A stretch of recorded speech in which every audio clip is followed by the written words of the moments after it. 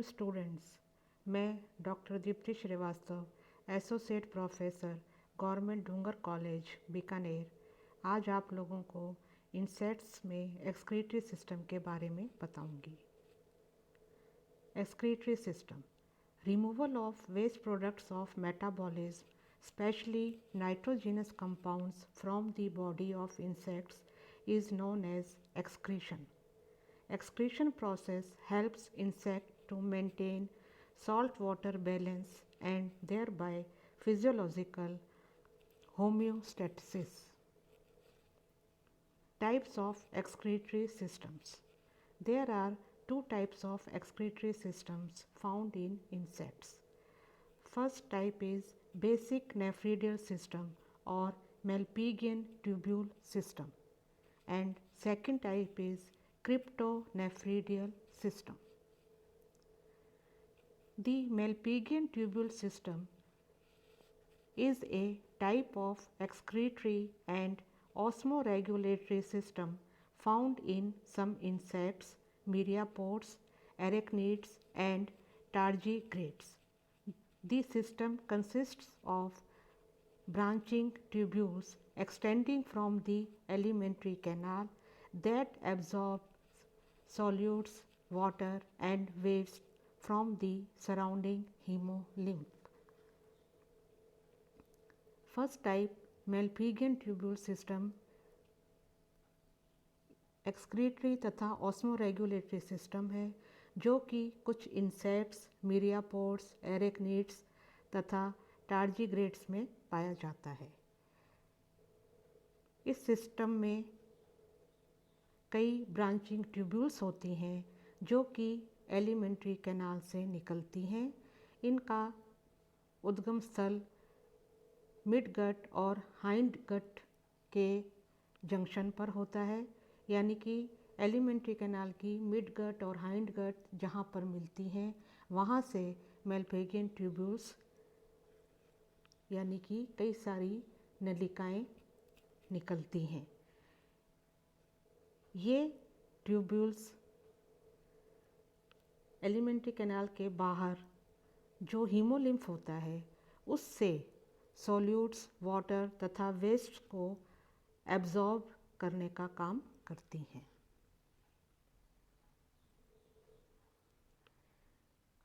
Second type, cryptonephridial system. A cryptonephridium is a structure present in most larval Lepidoptera and in other insects, that is Coleoptera or beetles, inhabiting relatively arid environments. Cryptonephridium वो संरचना है जो कि अधिकतर lepidoptera के larvae में तथा Coleoptera या बीटल्स में पाया जाता है। ऐसे इंसेक्ट्स जो कि रिलेटिवली एरिड या सूखे एनवायरनमेंट्स में रहते हैं उनमें क्रिप्टोनेफ्रिडियम पाया जाता है। The Malpighian tubules are not free in the hemocoel but are bound to the wall of the rectum by the perinephric membrane. This structure allows efficient reabsorption of water from diuresis and absorption of atmospheric water that is present in the hindgut as humidity, and adaptation for water conservation. Cryptonephridial system में Malpighian tubules haemocoel में free नहीं रहती बल्कि ये पेरीनेफ्रिक membrane द्वारा rectum की दीवार से जुड़ी रहती हैं। क्रिप्टोनेफ्रिडियम संरचना डायूरिसिस के समय यानी कि जब यूरिन ज़्यादा बन रहा हो उस समय यूरिन से वाटर के रीएब्जॉर्प्शन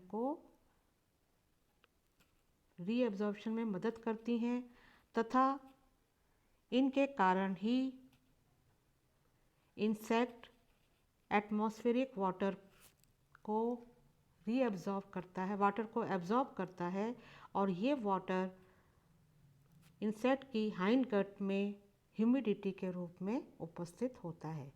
तो इस प्रकार क्रिप्टोनेफ्रीडियम के कारण वाटर अधिक मात्रा में एब्जॉर्ब होकर इंसेक्ट के शरीर में रहता है।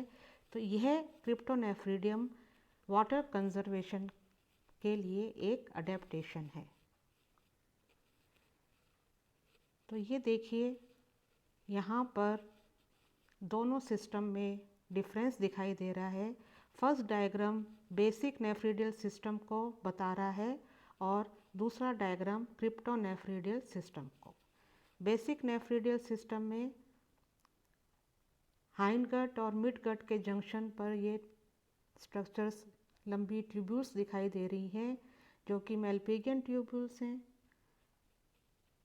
और ये आसपास के जो भी इसके हीमोलिम्फ है उससे ये वाटर को एब्जॉर्ब करती हैं। इसी तरह से दूसरे डायग्राम में हम देख रहे हैं कि यहाँ पर जो मेलपिगियन ट्यूब्यूल्स का सिरा है, अंतिम सिरा, वो रेक्टम की दीवार से जुड़ा हुआ है। तो जब इनका सिरा रेक्टम की दीवार से जुड़ा हुआ हो तो ये सिस्टम क्रिप्टोनेफ्रिडियल सिस्टम कहलाता है।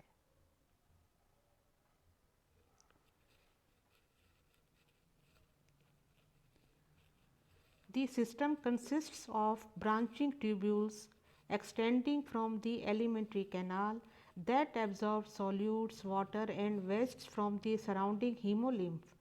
The wastes then are released from the organism in the form of solid nitrogenous compounds and calcium oxalate. This system is named after Marcello Malpighi, a 17th century anatomist. Malpighian tubule system में कई branching tubules होती हैं जो कि alimentary canal से extend रहती हैं। ये सराउंडिंग हीमोलिम्फ से सॉल्यूट्स, वाटर और वेस्ट को एब्जॉर्ब करती हैं। ये वेस्ट उसके बाद सॉलिड नाइट्रोजिनस कंपाउंड्स तथा कैल्शियम ऑक्जेलेट के रूप में रिलीज्ड होता है। इस सिस्टम यानी कि मेलपिगियन सिस्टम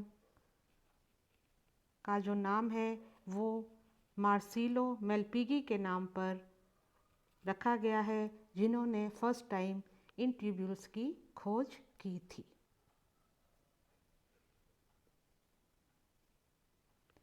यहाँ देखिए, इसमें ग्रास होपर में आपको मेलपिगियन ट्यूब्यूल्स दिखाई दे रही हैं।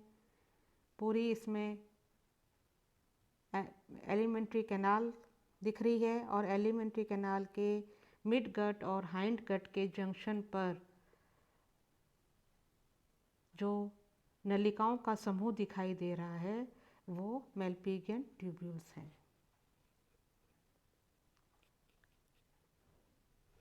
ये ग्रास होपर का डिसेक्शन करके यहाँ पर मेलपिगियन ट्यूब्यूल्स को दिखाया गया है।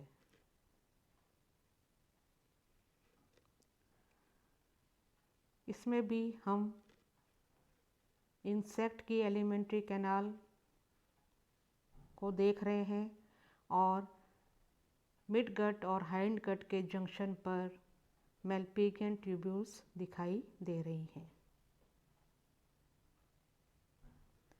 Malpighian tubules are slender tubes normally found in the posterior regions of arthropod alimentary canals. Each tubule consists of a single layer of cells that is closed off at the distal end, with the proximal end joining the alimentary canal at the junction between the midgut and hindgut. Most tubules are normally highly convoluted. The number of tubules varies between species, although most occur in multiples of 2. Tubules are usually bathed in hemolymph and are in proximity to fat body tissue. They contain actin for structural support and microvilli for propulsion of substances along the tubules. Malpighian tubules in most insects also contain accessory muscular associated with the tubules, which may function to mix the contents of the tubules or expose the tubules to more hemolymph. The insect orders Dermaptera and Thysanoptera do not possess these muscles, and Collembola and Aphididae of Hemiptera completely lack a Malpighian tubule system. तो Malpighian tubules जो हैं वो cylinder tubes हैं जो कि सामान्य रूप से आर्थ्रोपोड एनिमल्स की एलिमेंट्री कैनाल के पोस्टीरियर भाग में पाई जाती हैं। प्रत्येक ट्यूब्यूल में कोशिकाओं की एक सिंगल लेयर प्रेजेंट होती है। प्रत्येक ट्यूब्यूल का जो प्रॉक्सिमल एंड है, समीपस्थ सिरा है, वो एलिमेंट्री कैनाल से जुड़ा रहता है और ये मिड गट तथा हाइंड गट के मध्य, उनके जंक्शन के मध्य उपस्थित होती हैं, जबकि इनका डिस्टल एंड क्लोज्ड रहता है या बंद रहता है। अधिकतर ट्यूब्यूल्स सामान्य रूप से बहुत अधिक कुंडलित होती हैं। ट्यूब्यूल्स की संख्या अलग अलग स्पीसीज में विभिन्न प्रकार की होती है। अधिकतर ये 2 के गुणक में पाई जाती हैं, यानी इनकी संख्या 2, 4, 6 इस तरह से होती है। ट्यूब्यूल्स सामान्य रूप से हीमोलिम्फ्स द्वारा घिरी रहती हैं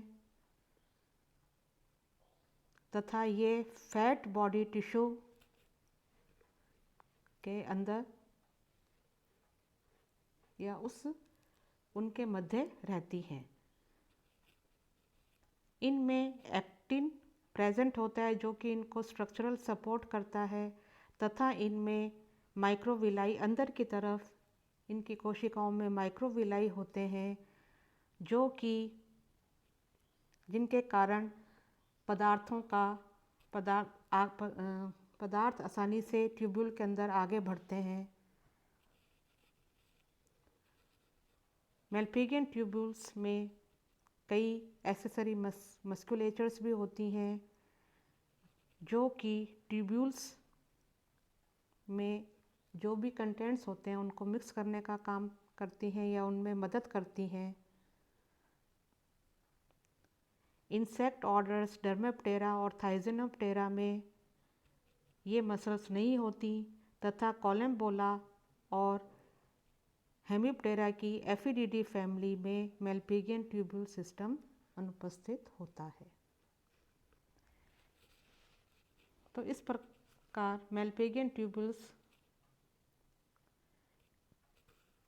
के बारे में हम बता सकते हैं कि these are the main excretory organs in insects. These are fine, unbranched and thread-like processes.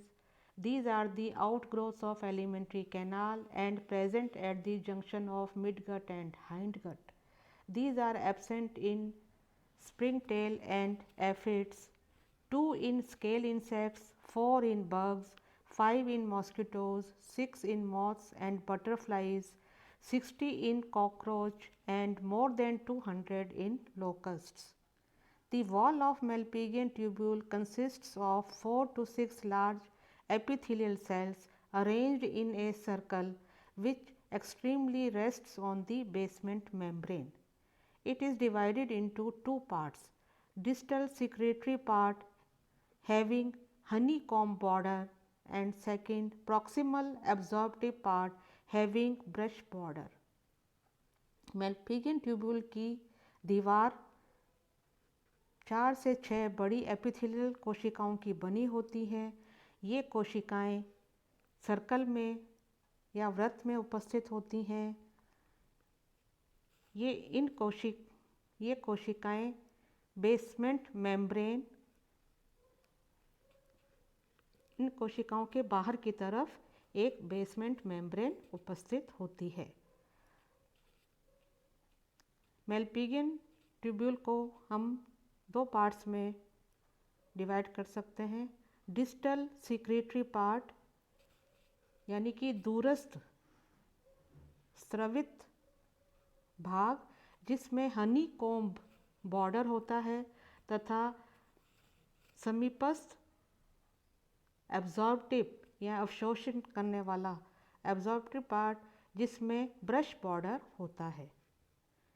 ये देखिए पेरिप्लेनेटा या कॉकरोच का डायग्राम, जिसमें गट के साथ मेलपिगियन ट्यूब्यूल का रिलेशन दिखाया गया है, उसका संबंध दिखाया गया है कि किस तरह से मिड गट और हाइंड गट के जंक्शन से ये ट्यूब्यूल निकलती हैं। इसका जो समीपस्थ भाग है यानी कि वो भाग जो कि एलिमेंट्री कैनाल से जुड़ा हुआ है, वो एब्जॉर्प्टिव है यानी कि अवशोषण का काम करता है, तथा दूरस्थ सिरा सीक्रेटरी पार्ट है यानी कि जो श्रवण करने का काम करता है। और इस तरह से इनकी अगर हम मेलपिगियन ट्यूब्यूल का अगर हम टीएस देखें तो 6 कोशिकाएं हैं जो कि एक सर्कल में या वृत्त के रूप में उपस्थित हैं, और इन कोशिकाओं में काफ़ी बड़े ये न्यूक्लियस दिखाई दे रहा है, और इन कोशिकाओं का जो बॉर्डर है वो स्ट्रिएटेड बॉर्डर है। बाहर की तरफ यहाँ पर ये इनके बेसमेंट मेम्ब्रेन दिखाई दे रही है। ये देखिए मेलपिगियन ट्यूब्यूल्स ब्रश बॉर्डर जिनमें है, और वो पार्ट मेलपिगियन ट्यूब्यूल्स का जिनमें हनी कॉम्ब बॉर्डर है। जनरल मोड ऑफ एक्शन, किस तरह से एक्सक्रीशन का काम होता है वो हम देखते हैं। Pre urine is formed in the tubules when nitrogenous waste and electrolytes are transported through the tubule walls. Waste such as urea and amino acids are though to diffuse through the walls, while ions such as sodium and potassium are transported by active pump mechanisms. Water follows thereafter. The pre-urine along with digested food merge in the hindgut. At this time, uric acid participates out and sodium and potassium ions are actively absorbed by the rectum along with water via osmosis.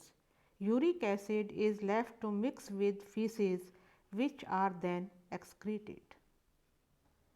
Alternative modes of action. Complex cycling systems of Malpighian tubules have been described in other insect orders.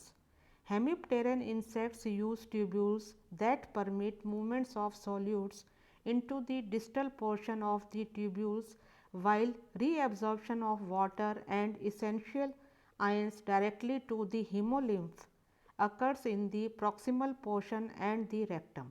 Both Coleoptera and Lepidoptera use a cryptonephridial arrangement where the distal end of tubules are embedded in fat tissue surrounding the rectum. Such an arrangement may serve to increase the efficiency of solute processing in the Malpighian tubules. Other uses of Malpighian tubules.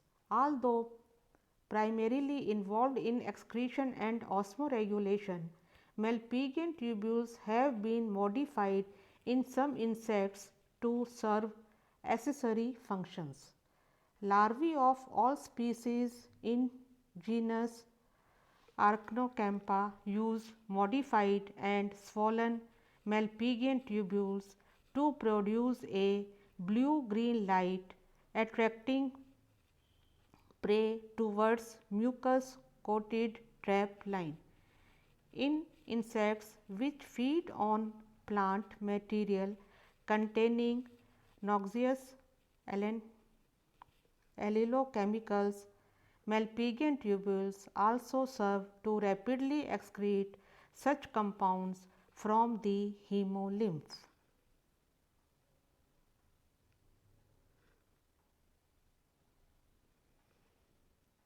तो आज हमने insects के excretory system में पढ़ा और उसमें भी हमने विशेषतः मेल्पिगियन ट्यूब्यूल्स के बारे में पढ़ा। Thank you.